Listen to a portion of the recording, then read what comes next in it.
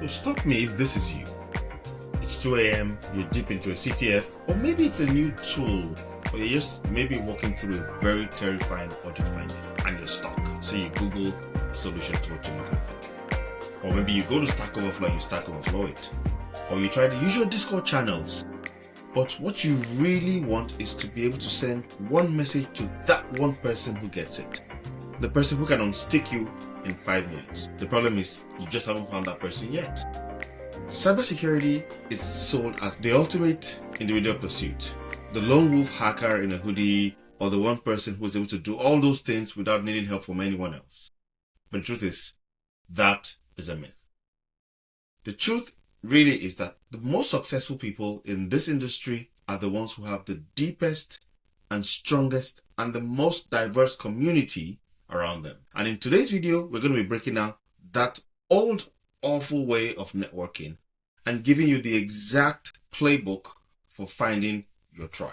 Let's build your security squad. Finding community isn't about collecting business cards. It's about finding the right watering holes. You need to be looking in 3 main places. First up, the local loop. Forget all those massive conferences for a second. Start local. Search for your local ISACA or ISSA or ISO2 chapters, or groups like DEFCON groups, the DCGs, or Google developer groups, or OWASP chapters. Because these groups, being very local, give you something that you probably need a lot. They meet once a month, so they give you a sense of community where you can go to every month, knowing that you can do that. You see the same 30 to 40 people every single time. That repetition is the key to building trust. Because I see you a lot frequently, I get to know you a lot better, I get to trust you a lot better. So you're no longer just a contact. You're now Sarah who always gets the first round. So don't just show up. Offer to help the chapter director set up, chairs, check on people, check people in. That instantly makes you a contributor, not just an attendee. Second thing, the online niche. Ditch the giant general forums, Search for highly niche Slack or Discord channels. Think of communities that are dedicated to maybe cloud security, for example. Maybe even dedicated to AWS or Azure. Or if GCP is your flavor, do that. Or maybe a bug bounty hunter channel like this. Or even specific threat intelligence feeds. Because the truth is, those work a lot better for you because the signal to noise ratio is a lot higher. You can ask a very hyper-specific question without getting roasted. This is where your peer learning happens almost instantly. The people in there are highly focused on the same things you're focused on, and that makes it easy for you and for them to relate to any questions you ask. And that makes it also more likely that any answer you're looking for is actually going to be relevant. That makes it also more likely that any things you find in that group are going to be highly relevant to you and not just something that's random, that's off on a tangent for you. And finally, think of big picture conferences. Yes, there's big events like Black Hat, there's RSA, there's DEFCON. They matter, but they only matter for one reason. They give you a concentrated time with your peers. So, what's the secret? Don't sit at the back. Don't be the one person who is always walking around when all the sessions are going on.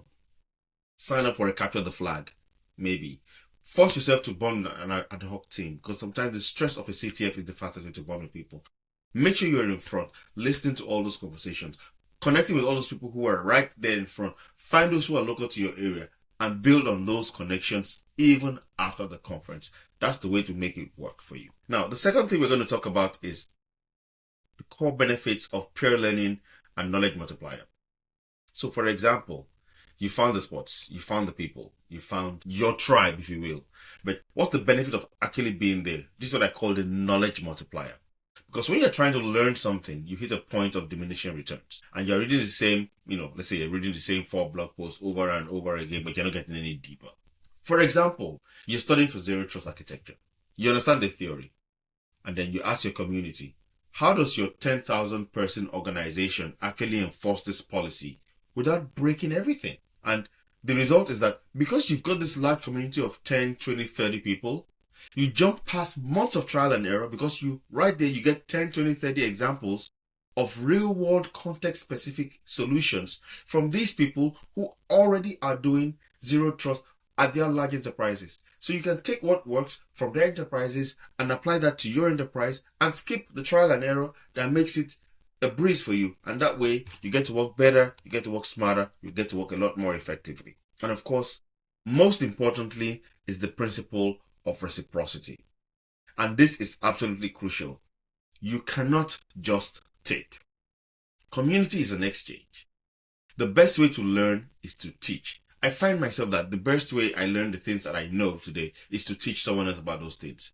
The best way to learn is to teach again. If you just figured out something, post about it. Did you just learn a new script to automate a task? Post about it. Did you just find out something interesting? Post about it. Share that information with the community. Post about it so people who are in the same boat as you can actually learn from that experience. But one thing you should avoid is avoid questions like, how do I do X? Because that's very vaguely worded and doesn't actually show that you've done any work. Instead, phrase it like, I have tried A and B and C and I got this error. Can anyone suggest why my code isn't working? Because what does that do? It shows that you have put in the work. It earns you respect and you get better answers because people can say, oh, he's actually tried something else. I think this is what is missing. You can say, I've tried this and I've tried that. Why am I still getting an error?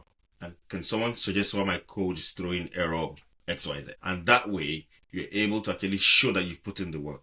People are actually able to respect that you've put in that work and are able to give you a lot more relatable and better answers. And finally, and I think this is very important, because I do this myself, build yourself an accountability circle, because that's how networking begins to evolve into belonging.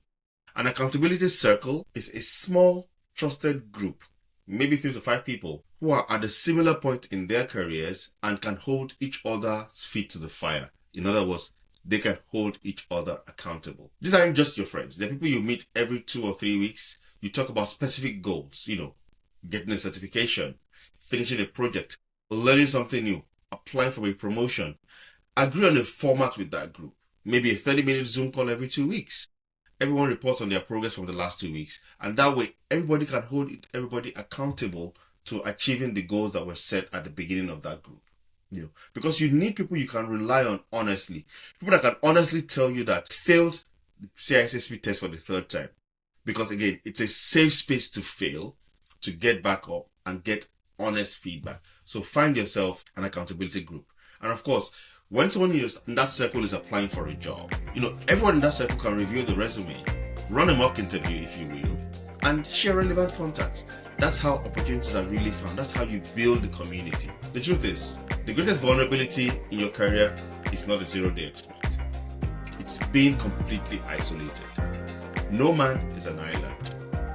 The strongest defense you can build is a robust, reliable community. So here's your action plan for the next 48 hours. Pick one of those 3 community types we discussed.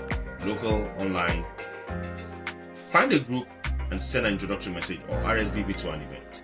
Don't wait for permission. Go today and start contributing value. Because the truth is, the journey into cybersecurity is tough, but you absolutely do not have to walk it alone. If this video gave you the spark you needed, hit that like button and subscribe to join this community right here. And also let me know in the comments, what is the best cybersecurity group you have ever joined? We can all learn together from your experience. And thank you for watching.